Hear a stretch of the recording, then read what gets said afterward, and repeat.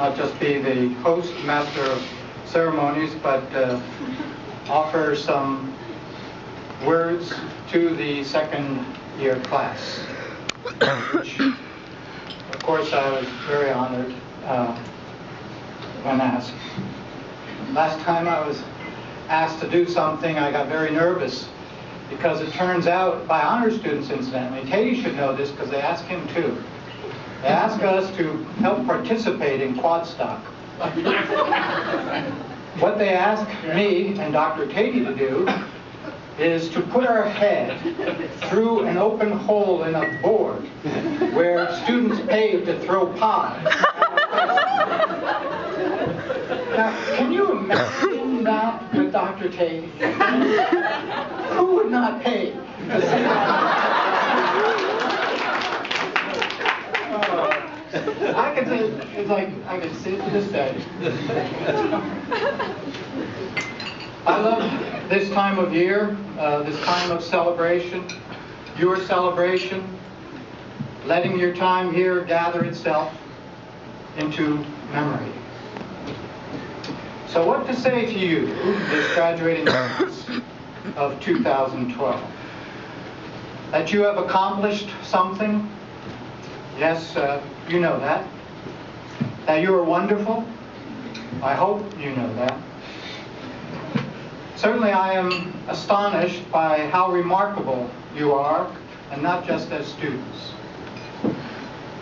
That you are fortunate that life to this point has treated you favorably. You should know that. I too have been fortunate, and therefore quite thankful to have been your teacher and, as director, your advisor for 2 years. I feel I've been the beneficiary of a gift in all this, and so I would like to tell you a little of this gift giving and the joy of what has given me joy, a joy that is for me now mixed with the pain of departure. Of course, I am not about to get personal. I'm too German for that. What has given me joy is tied to my love of philosophy and my love of learning, which I take to be the same. And so I want to talk to you about this. So let me offer you 2 quotes and 1 paraphrased expression with commentary. The first quote: "Beautiful things are difficult."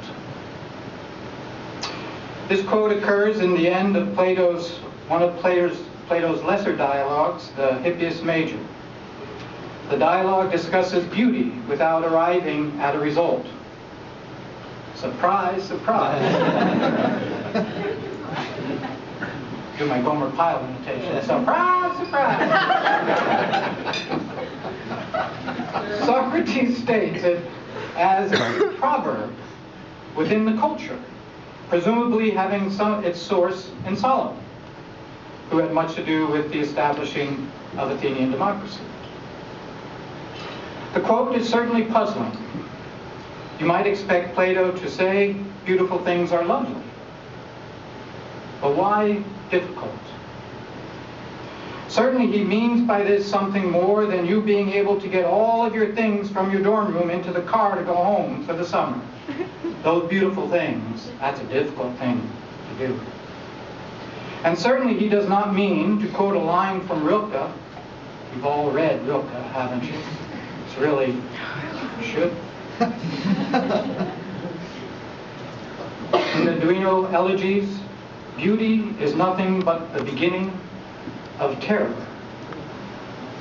The poetic line that reminds us that we are never really at home in the world. You got to read Rilke over the summer, Joe. We got to add it to that summer reading list. For those of you who remember having read the Phaedrus along with me, you know that the beautiful has something to do with the way things show themselves in their luminosity. Like what one might experience, not just in physical things, but in the discovery of the genetic code, or any of the secrets of the cosmos, or even the revealing of the hidden dimensions of the heart, where we find each other. As Plato tells us in a later dialogue, in the beautiful, the measure of things presents itself. The measure? Is that not precisely what we find when we discover what is right, what is true? These things are difficult to see and to grasp. They are difficult to see and to grasp because these things are not found in the chatter of talk radio, nor in the politicians' public debate, nor in the simple explanations for valuing things in life. This is precisely what Socrates and Plato knew. Real insight requires that you first see the complexity of things, that you engage in the perplexity in knowing and living. At the beginning of Socrates' speech, he confesses that he is always wandering and perplexed. Life should be difficult. Truth should be difficult. Your learning should be difficult. And I don't mean staying up late writing a term paper and that's difficult. I mean, yes, that's tiring on the body. But the actual difficulty of the inquiry.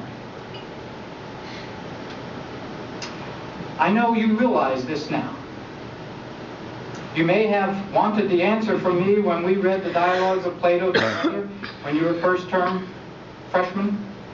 But now you really know, don't you, that our history is complex, that the drama of human life is complex, that philosophy throws you into perplexity. And that's good, because beautiful things are difficult. And that is your wisdom.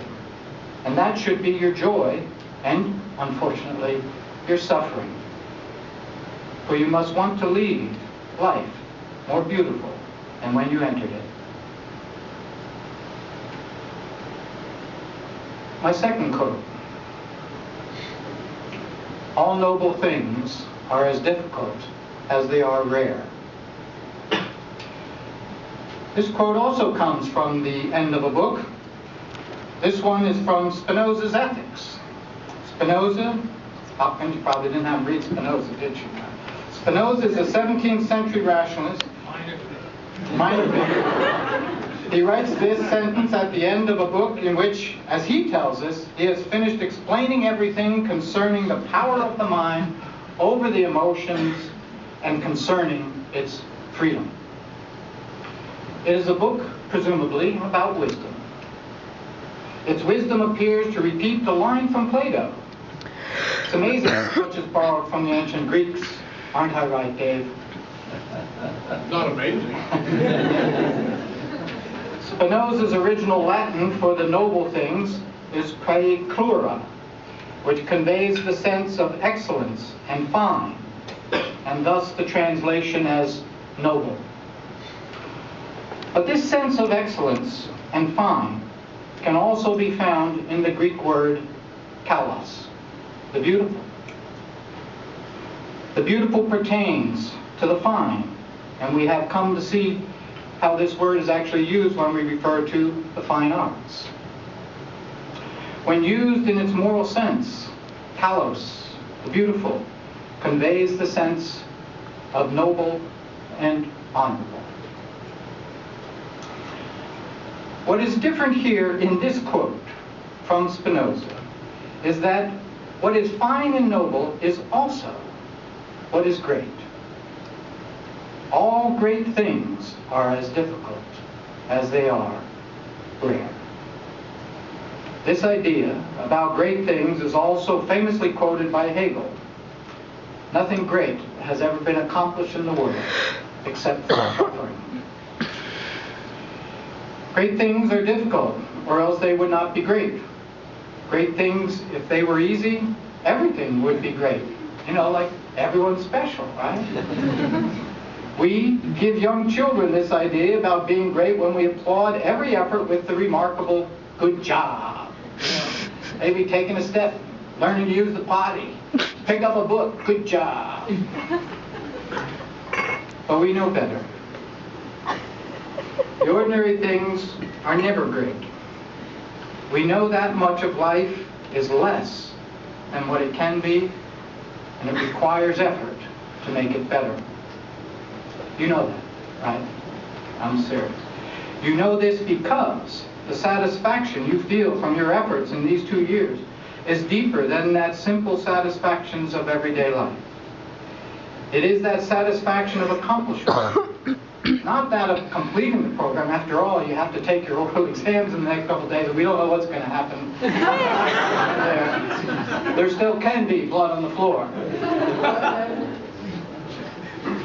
It's the satisfaction of accomplishment, not of completing of the program, but of having gone through something that you are now, as students, better speakers, better writers, better thinkers, and hopefully something more. Your education is not the collecting of information, but should be a formation that changes how you see the world, and thus changes you in turn. It is this accomplishment, this becoming different, this raising up that is an important step in the formation of your life. This becoming excellent within the power of your life. That is as difficult as it is rare.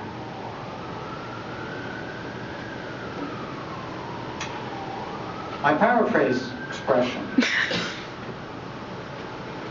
Shared life. This expression I take from the philosopher who has influenced me the most,